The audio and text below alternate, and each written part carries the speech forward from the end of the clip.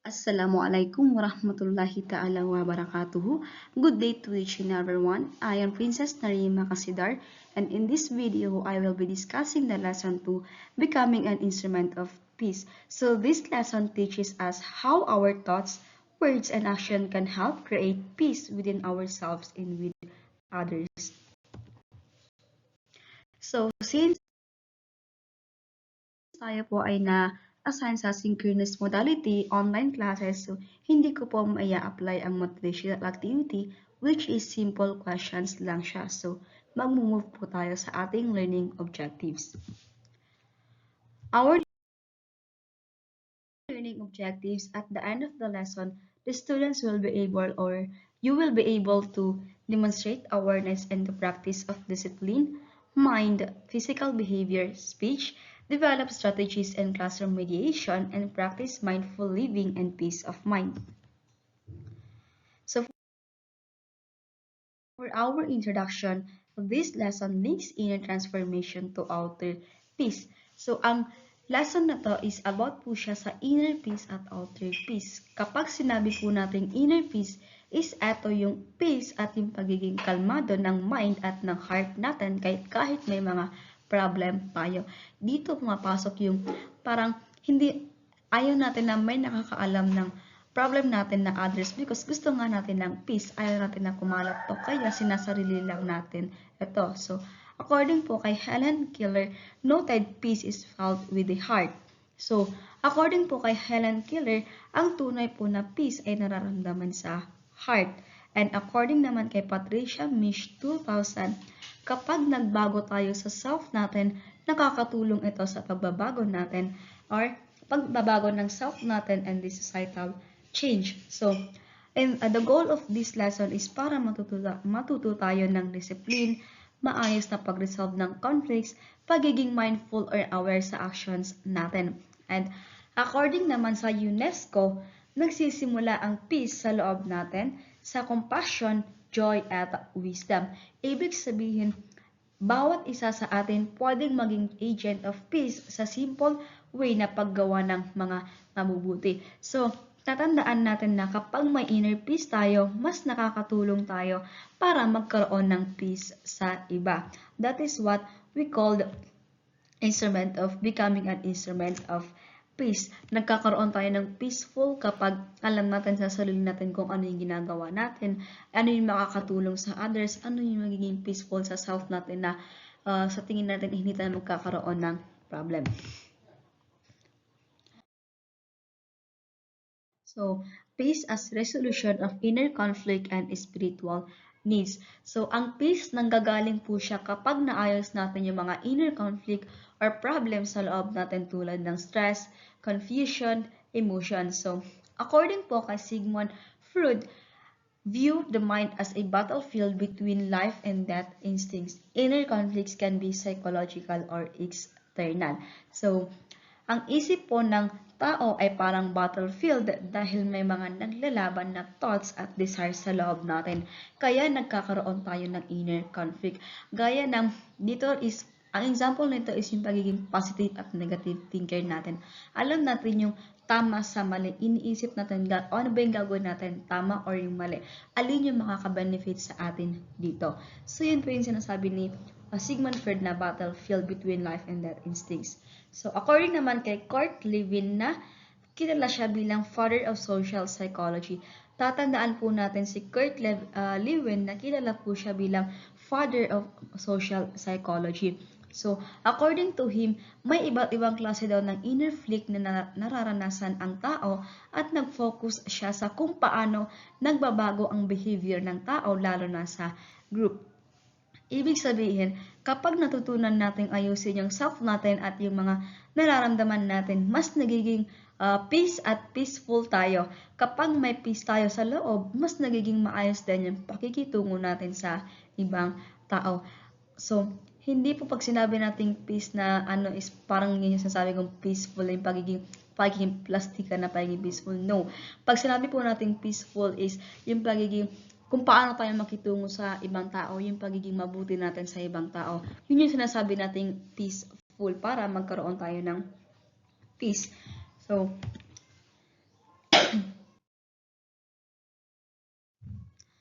Are the three types of conflict according to Carta Lewin. So first one is approach conflict. So ang approach conflict occurs when a person must choose between two equally desirable goals or options, creating tension as both are appealing. So kapag sinabi po nating approach conflict is eto yung kapag kailangan mong pumili sa dalawang bagay na gusto mo at parehong may magandang outcome, nahihirapan kang mag-decide kasi pareho siyang appealing.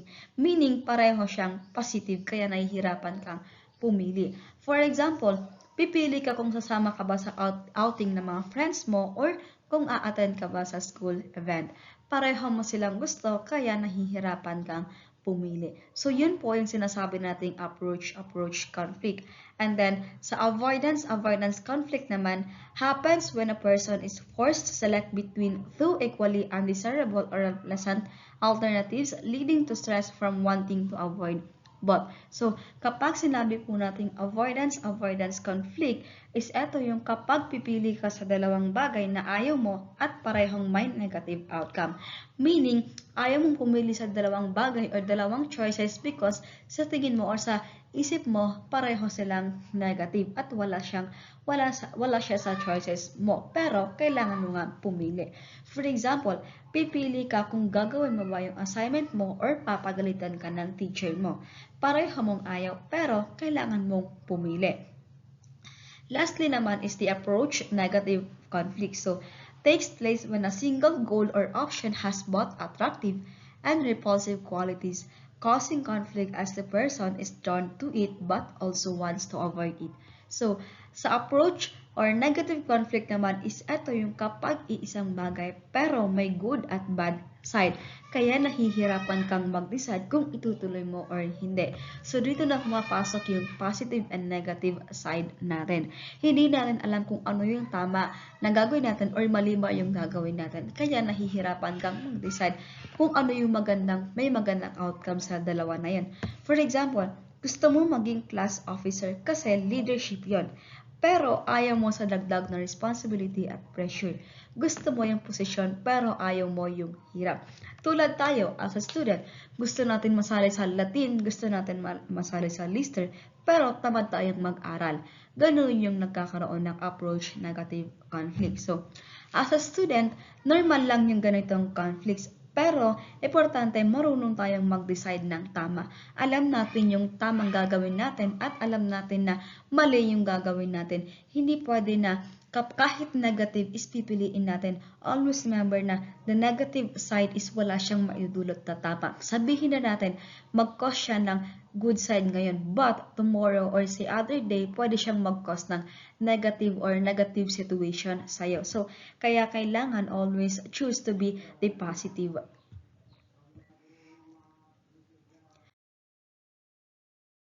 So, according naman kay Erik Erikson, psychological growth comes from resolving inner conflicts, unresolved issues block development and may cause harmful behavior. Peace with oneself lead to peace others.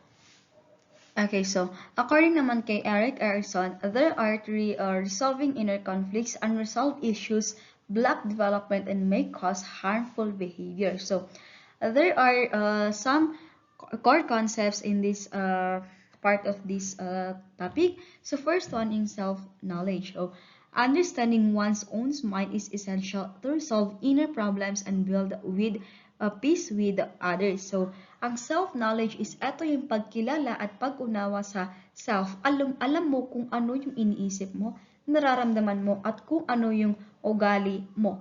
Mahalaga ito or importante ito para mas maayos natin ma-handle yung mga problem at magkaroon tayo ng inner peace. For example, alam ng isang student na madali siyang ma-pressure sa exam, kaya nag-aral siya ng mas maaga at gumagawa ng study plan para hindi siya ma-stress. So, spiritual needs rooted in the human search for goodness. So, ang spiritual needs naman is ito yung paghahanap ng meaning, kabutihan at values sa life. Hindi ito limited sa religion, kundi tungkol ito sa purpose, pagiging mabuting tao ng isang person. For example, kahit pagod sa school, pinipili pa rin ng student na tumulong sa classmates at magpakita ng kindness dahil naniniwala siya na importante yung pagiging mabuting tao. So this is one of the example of being a positive thinker.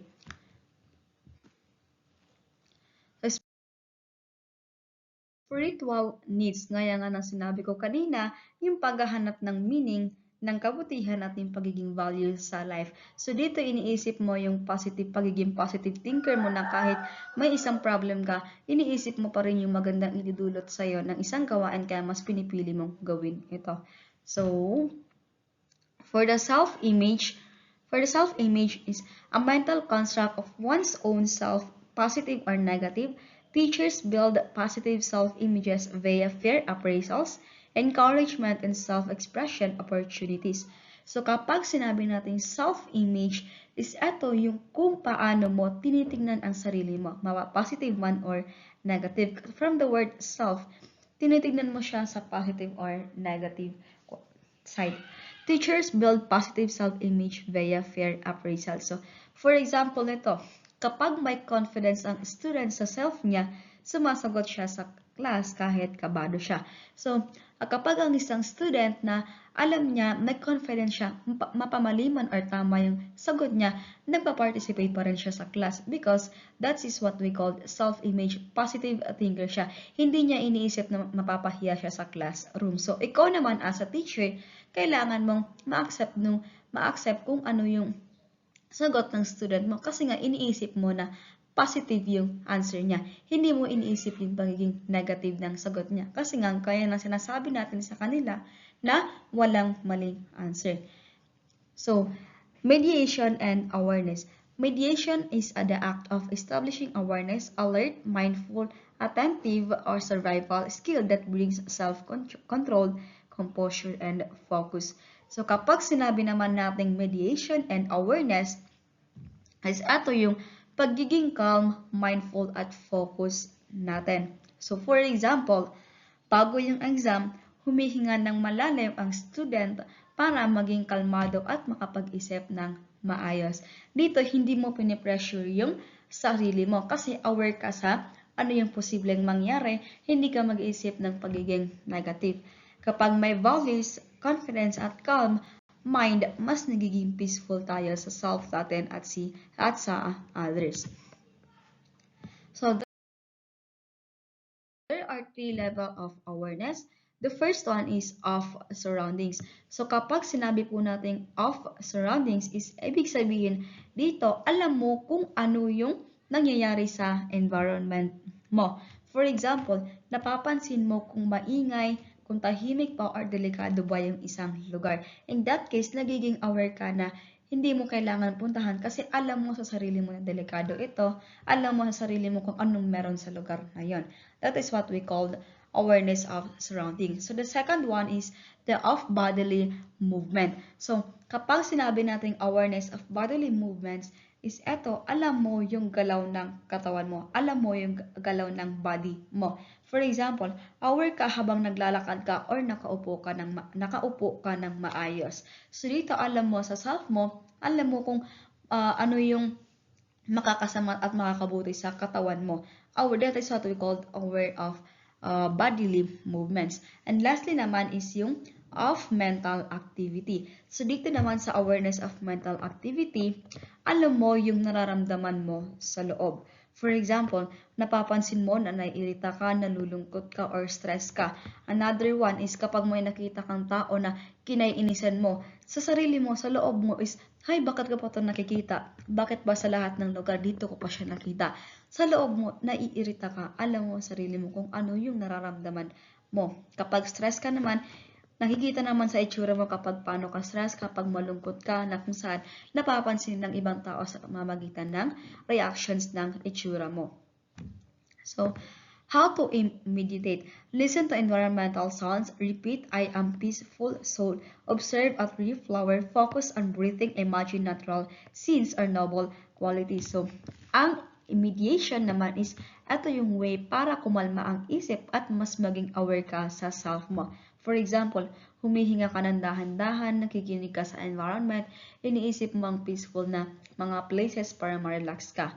In simple idea, kapag aware ka sa environment, sa body at sa emotions mo, mas nagiging kalmado at control ka sa self mo.